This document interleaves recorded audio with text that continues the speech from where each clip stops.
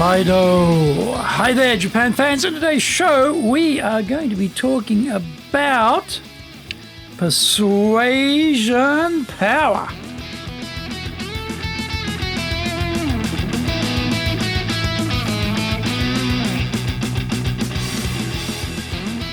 Present Master Shimashou.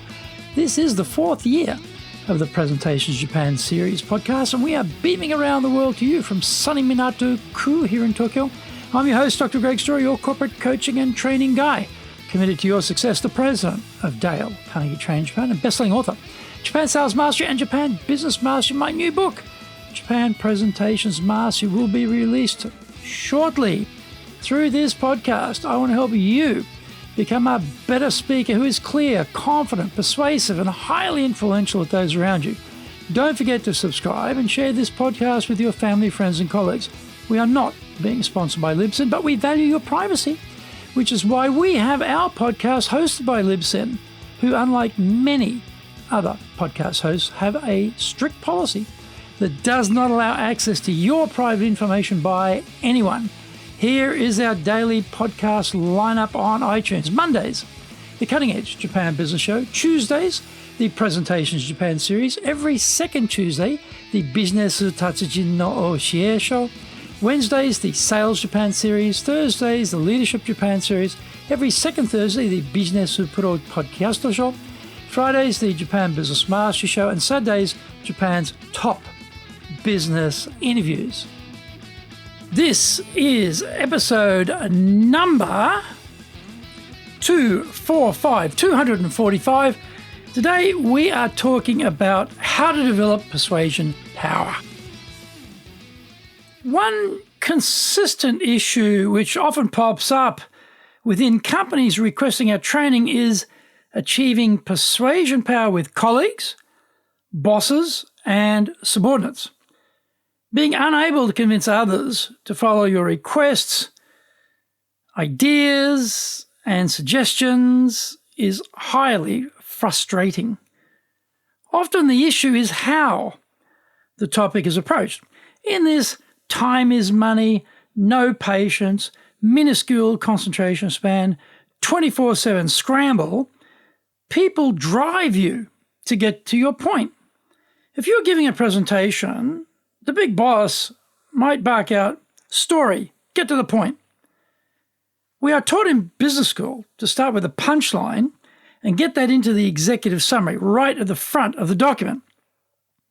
That's fine, except it is ineffectual when presenting in person. The punchline may be an excellent idea. Let's increase the marketing budget by $1 million to fund campaigns to coincide with the end of COVID. The problem, though, is that the punchline is naked. There's no protection attached. As soon as we offer a statement, we suddenly transform our neutral audience into a raving band of doubters, sceptics, naysayers, and critics. Fair enough, too, because we didn't land the punchline properly. Comedians don't start with the punchline. They set it up. They build the mental pictures for us so we can see the scene in our mind's eye. They plug in plenty of context, add interesting characters, nominate a location, and secure the build-up in a temporal frame for us. When the punchline is unveiled, it is congruent with the setup, makes a lot of sense, and we laugh. Why on earth serious, well-educated business people would imagine they can just throw the punchline out there with no context, background, proof, evidence, data, and statistics is a bit of a mystery. But they do just that. And then get cut to ribbons by the baying crowd of non-believers. Our communication skills have to be good enough that briefly we can build the basis for the punchline. If we do a good job, the members of the audience are all sitting there thinking, we should fund a campaign to coincide with the end of COVID, before we say anything about it. The lead-up has been so well constructed that given the background, the best way forward occurs to everyone as the most obvious thing needed. Find out more when we come back from the break.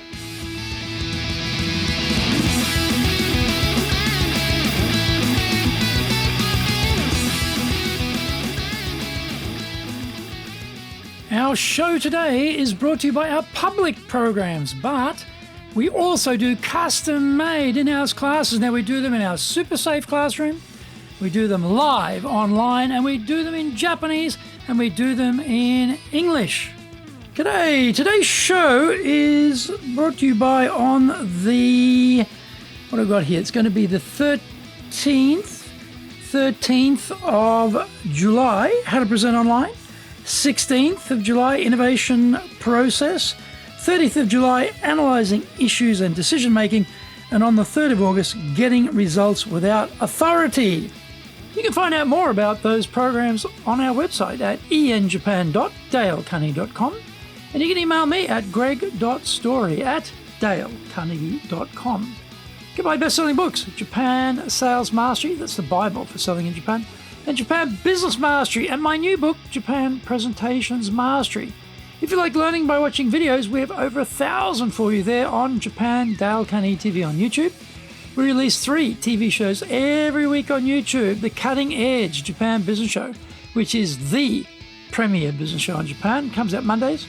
Fridays, the Japan Business Mastery Show, and Saturdays, Japan's top business interviews where I interview leaders in Japan from SMEs all the way up to the corporate captains of industry on one topic, leading in Japan.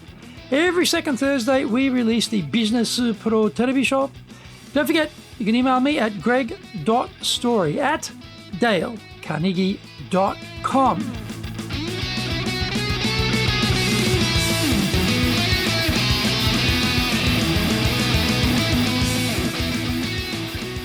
Welcome back. We have to keep it brief, though. Storytelling is a big part of this, but these are short stories, not war and peace tome-like equivalents. If we labour the point or go too long with the background, some grumpy attendees are bound to tell us, get to the point. So we need to have enough context supported with tons of evidence which draws out the needed next step. When we explain what comes next, everyone feels they already thought of that answer by themselves. This is guaranteed to get agreement to the proposal. The way we get to the structure of the talk is to start with the action we want everyone to agree to. Having isolated out the action, we investigate, well, why do we think this? We have read, heard, seen, experienced something which tells us this is the best solution. There must be a reason for what we are recommending. All we need to do is capture that information and add in the people they know, a place they can see in their mind, put it all in a time frame, and definitely add in data, evidence, and proof to back up what we are saying. We start with the background, and then we reveal the punchline. But we don't stop there. Recency is powerful, so we want to control what is the last thing our audience hears. We top it all off with stating the benefit of the action. The action benefit component must be very short. There needs to be one clear action so that everyone can understand what we need to do. Also, while there may be many benefits, we only want to mention the most powerful one. If we keep piling on the benefits, we begin to dilute their power with too much detail. Clarity must be the driving ambition here. If we put it into mathematical terms, then 90% of the time we speak should be devoted to providing the richest context possible, and 5% each for the action and benefit. If we are doing a good job, then by the time we blurt out the punchline, the audience will be thinking, that's old hat. I knew that. That is obvious.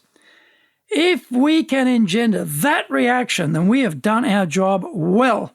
Brief but powerful, clear and convincing. These should be our objectives.